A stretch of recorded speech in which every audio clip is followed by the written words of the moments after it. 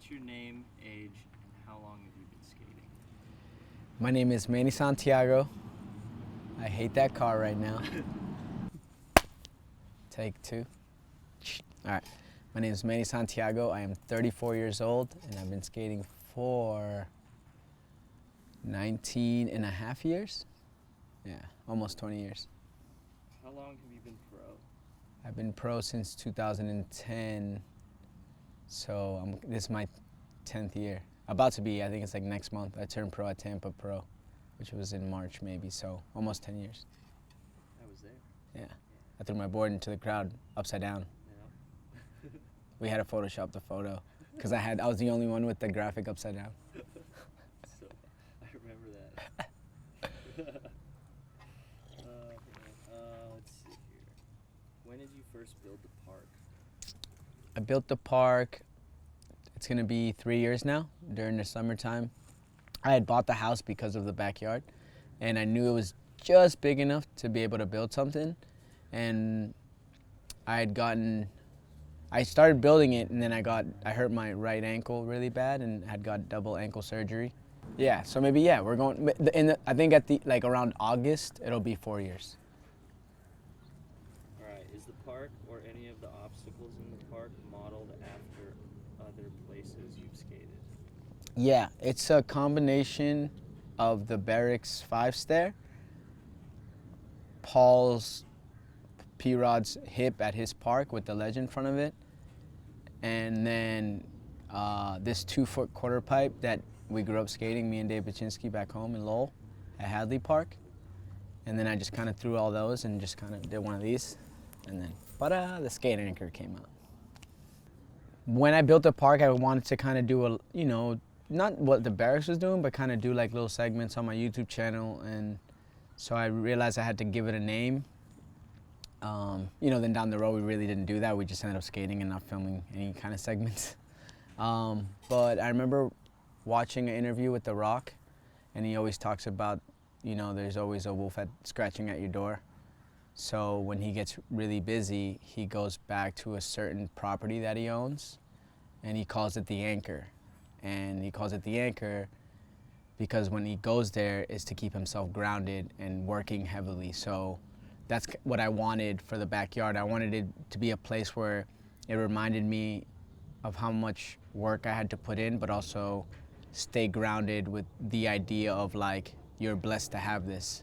So I wanted to create an atmosphere of like fun, but also if you wanted to come skate hard, you could, but everybody could, only friends are skating here, so that's why we called it the skate anchor, which I got tatted right here, which a couple of people got tatted.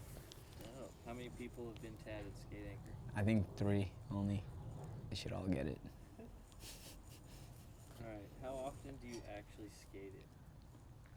I try to skate it as much as I can without over skating it, because then you end up getting not sick of it, but you're just like, oh, skate the backyard. But so I try to skate it at least every other day, or kind of when I don't want to drive to LA or drive to the other parks and sit in traffic, I'll just skate in the back, and when I prepare for contest. So skated a lot.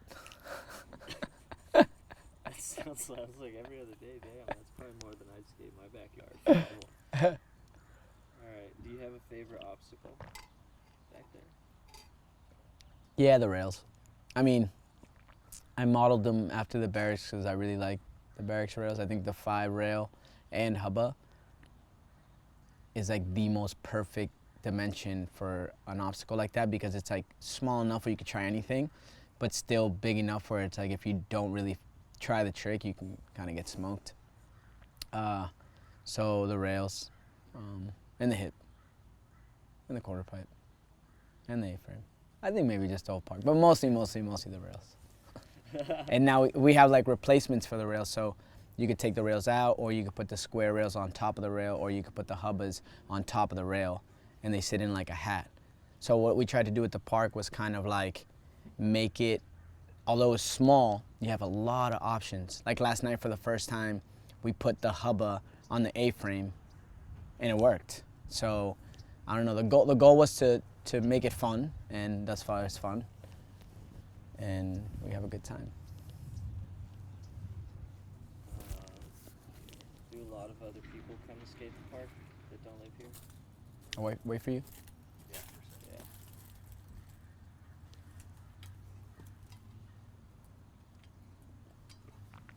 Pretty nice there. What's with the spinach plant? Beauty. Yeah, pup.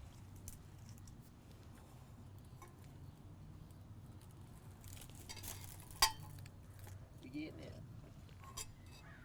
We doing it, baby. B-rolls. Y'all don't even know what's going on here. We got a whole interview going on. We got people moving cameras, so we gotta stay focused. But we always focus. Now we're back. All right.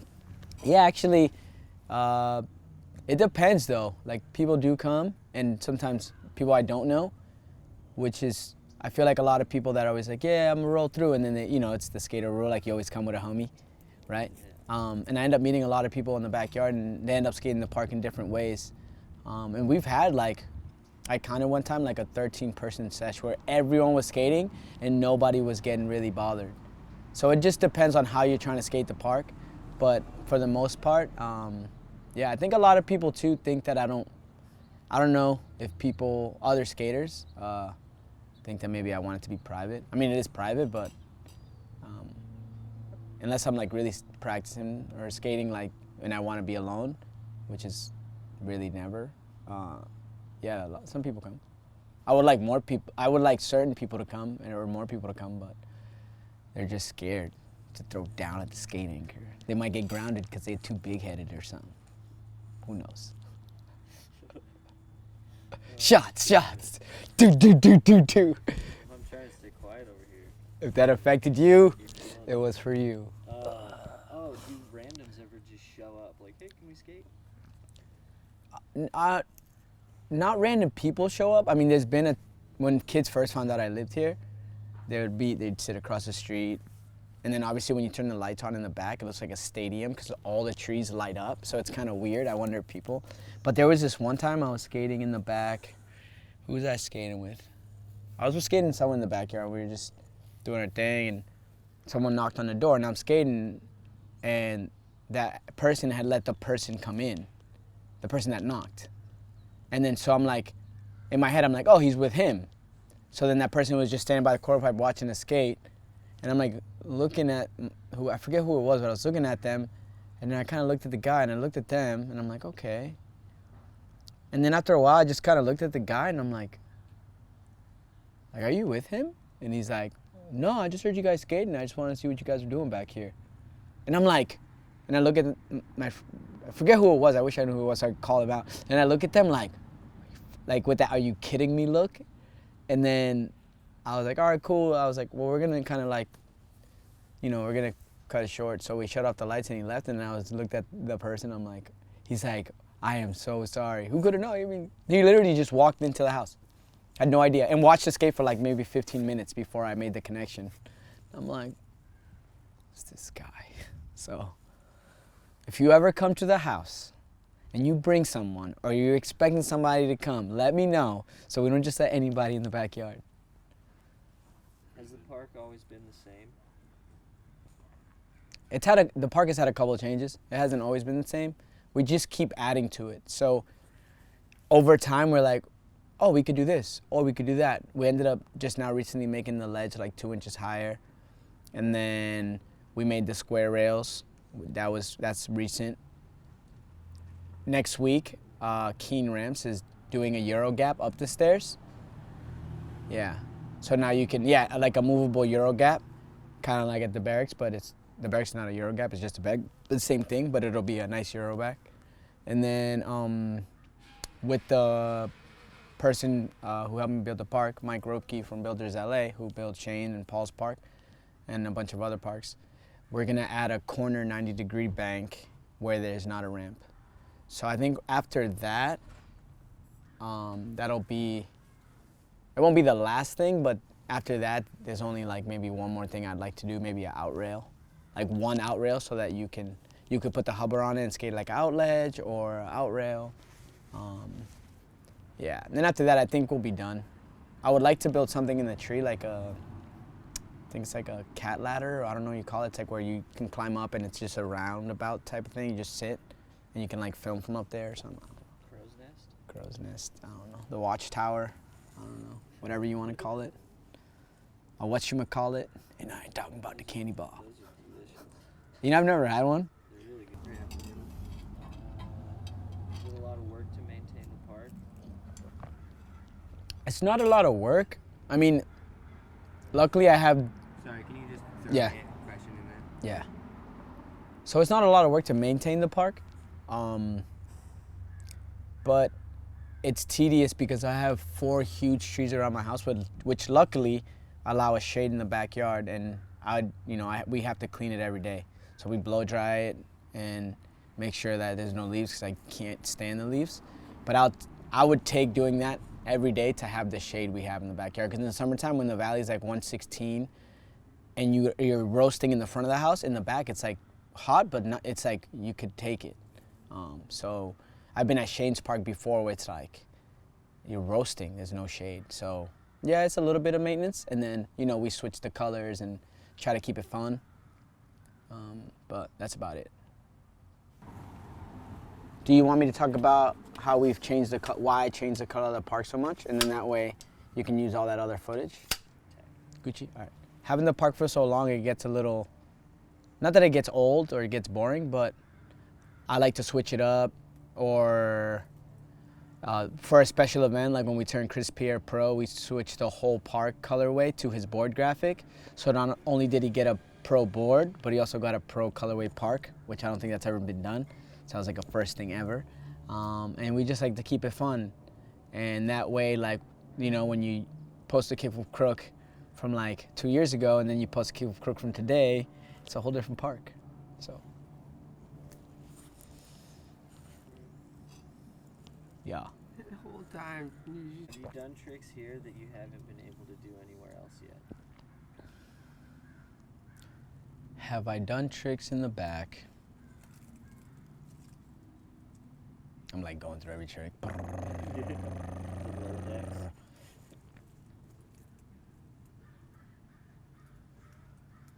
you just wide still? What? You just wide still? No, I'm like here right now. Okay. I've been doing a bunch of different stuff. Thanks. I don't think I haven't done anything in the back that I haven't been able to do in the streets or that I've done in the past. Usually that's why I kind of built it, so that if someone has a trick they want to, say like you want to go to Hollywood 12 tomorrow, or say, just use an example, and you need like a day to like kind of get that muscle memory back for a trick, or just prepare yourself. That's kind of why I also built it, so that you can in privacy like go through that mental battle, physical battle, and then build your confidence, so that when you go film the trick, you're a little bit more positive about landing it. But I learned a new trick last night, which was a front shove feeble front 180 on an A-frame. I've done it on a down rail, but I've never done it on an A-frame, so that was pretty rad. But there's a couple tricks that I haven't done in the back that I don't know why I haven't done them, and I want to do them, so that's another way to look at it. I should probably get to that. Yeah. And last night there was some tricks that have never been done, and that's always the thing. When people come skate it, I always try to edge people to try stuff that's never been done, like Sean did. The fakie flip back lip, that was never done. Fakie back over crook, fakie back nose blunt. And then people skate the A-frame like it's never been skated before, so that's why it's always cool to have different people come skate, because it's like a new way of seeing the park and a new type of energy that comes to it. So I want to do a list on the wall of tricks that have been done. That should be fun. Like, but not like, oh, nollie crook derail, like fakie flip back lip, Sean, something like that. I think it'd be cool. Yeah, fakie front losses. Yeah. Okay. Let's see. Yeah, rumor has it we're gonna put an Dabble logo in the backyard too. I'm just waiting to do that. So whenever you guys are ready and get me that colored camera, we can screw it to the wall. Support my homies, right? Yeah, What's up, boss man? Give me that. alright. Fake grass. Yeah. We barbecued last night. We're gonna barbecue again tonight if you guys want to come back after skating. I know it's really far for you guys, but Yeah,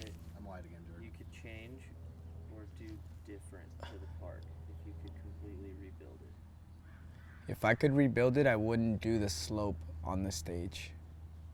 I would just keep it straight. Because sometimes when I like throw down or kick my board, I have to wait till I pass the slope part to set my feet up. But that's about it. The park is as good as it's gonna get with the space given. Like everybody always says, how did you do it? And it's because I believed in the space and believed that it was gonna work. And that's always like, you know, I didn't go, oh, it's too small. I was like, no, this is just about right. And then we just had fun and built it. And it was a fun process. I learned a lot building it, you know. I built it with Mike. I did a majority of the work. And he did all the brain, you know. But a lot of people don't know either that it was supposed to be a 5-stair, not a 4-stair. That's why I have the bar table inside the house. That's actually a step. It's supposed to be a 5. That's why if you look at the rail, so Mike is really keen, no pun intended, on also not only like physically work, but visually work. So when I was like looking at it, I'm like, Mike, the rail's too mellow, because it was gonna be more mellow before. It was supposed to be a 5-stair, and no one knows that. And the rail was actually supposed to be a little bit more mellow, so it would visually look right. But for the impulse we had for the stairs, I told Mike, like, I don't want to struggle trying to get to the stairs to do a nollie backside flip to try to clear a 5-stair, so just because it could be visually appealing. So what we did is I ended up changing the design last minute, and then when we put the rails up, I actually, Mike had already, we cut it to angle, we had it ready, and I stood up there and I'm like, this just looks like a flat bar. And, you know, I feel bad because he's like the builder, right? And I'm like, it's not gonna work. And he's like, all right, well then you do it. And I'm all, okay. I took fabrication in school, like, you work on the other angles over there and I'll be right here. And I just cut the rail to how I wanted it, pinned it right, and then, you know, tacked it in place. And I looked at it, I'm like, this is right. Because at the end of the day, it's like, I'm the one that's gonna be skating it. And then I felt bad because Mike had such a cool, like it did look cooler with 5 stairs, but then he understood. I'm like, look, I'm building this to practice. And then I think he kind of let me slide on that one. But anything else I tried to change, he was like, damn. So, but the park's perfect. But no one knows that it's supposed to be a 5-stair. Everybody always wonders why I have a ledge inside my house. And actually the one that's inside the house is the one that was outside. The one that's outside now is the one that's inside. So realistically, the old ledge is inside the house. It's actually smaller. And then the stair is now the ledge. So Tori didn't backsmith it inside my house. That's already been skated. What I'm trying to say. And you probably have done a lot of tricks on it. All you watching. Because I'm supposed to be talking to no one. And like all confused as I talk, I'm like... Yeah, I learned a lot of shit on that ledge. Yeah. I mean, the ledge was cooler when it was smaller. And I understood that. And everyone's like, you know, Paul would be like, oh, it's, you know, it's fun, but it's kind of small. And then I remember Wade DeZarmo came one time, and he just skated it, and he was like, oh, this thing is tiny. And I kind of took offense to it, kind of. I'm like, what do you mean it's tiny? It's perfect. He's like, no, it's too small. And I'm like, no, it's not. And then I see him post clips at some indoor skate park where the ledge is probably, if not the same, smaller. So, you know what, Wade? If you're watching this, the ledge is perfect, and now it's taller, so you can't say anything. Best jerry flips ever. He's awesome. That was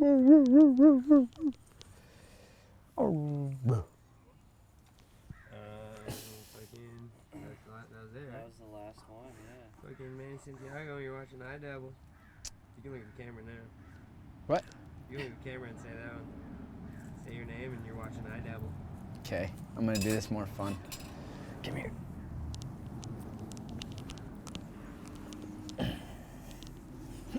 Come on. Sausage. Get a little. My name is Manny Santiago, and you're watching I Dabble. Whoa!